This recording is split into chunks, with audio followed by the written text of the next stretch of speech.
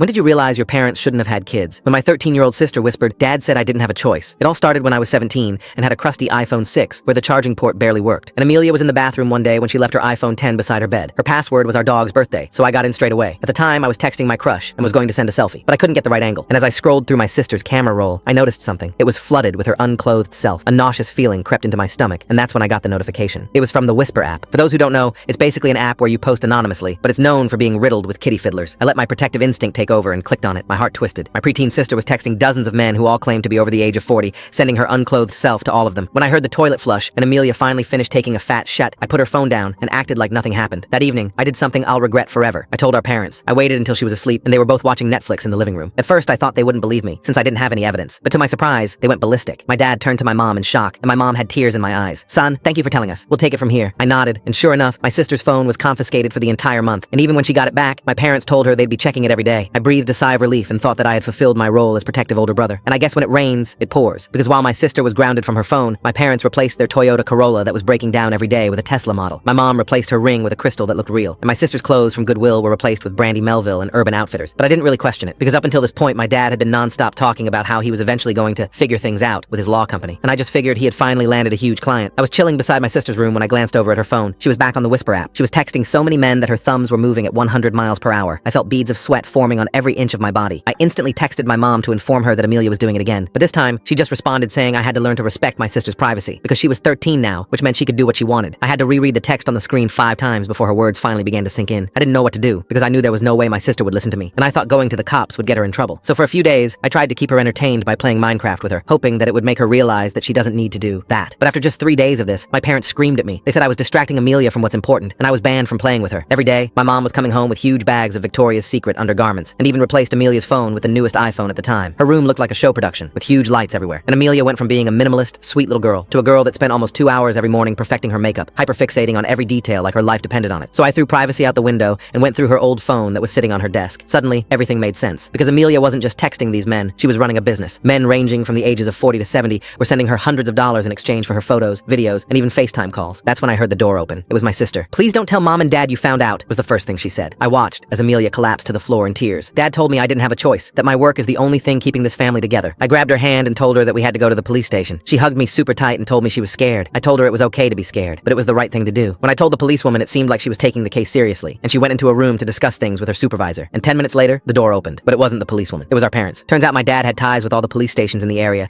and had already told them to inform him if me or my sister ever came to report anything. And to him, I had just jeopardized his little moneymaker, and he was about to make me pay. Full story on channel. Link below.